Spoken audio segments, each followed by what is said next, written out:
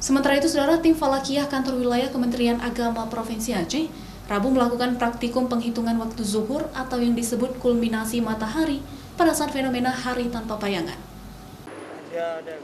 Kalibrasi waktu salat ini dilakukan di lantai 3 Kanwil Kemenak Aceh dengan menggunakan alat sederhana berupa miswala istitiwaini dan juga beberapa tiang sederhana dari spidol yang ditegakkan di atas media datar.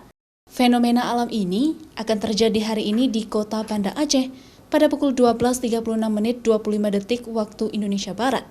Praktikum ini dilakukan sebagai bentuk edukasi dan juga untuk memastikan ketepatan waktu sholat. Imam masjid atau tokoh agama di daerah dapat melakukan penghitungan waktu zuhur di daerahnya masing-masing dengan melakukan praktikum sederhana menggunakan benda tegak lurus dan tidak berongga yang terjangkau seperti tongkat, pulpen, dan juga benda lainnya.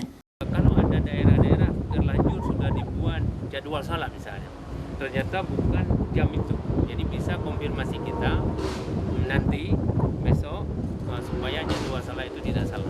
Terkait dengan garis lintang tadi, jadi tidak sama misalnya di Banda Aceh jam 12.36, lalu di Aceh Utara juga seperti itu.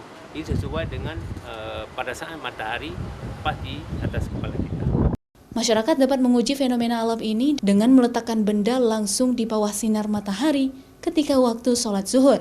Selain Banda Aceh, fenomena alam ini juga akan terjadi di seluruh kabupaten kota di Aceh dalam waktu yang berbeda-beda. Hari tanpa bayangan diawali di kota Sabang pada Senin 6 September dan terakhir di Aceh Singkil pada Jumat 17 September mendatang. Syahril, Kompas TV, Banda Aceh.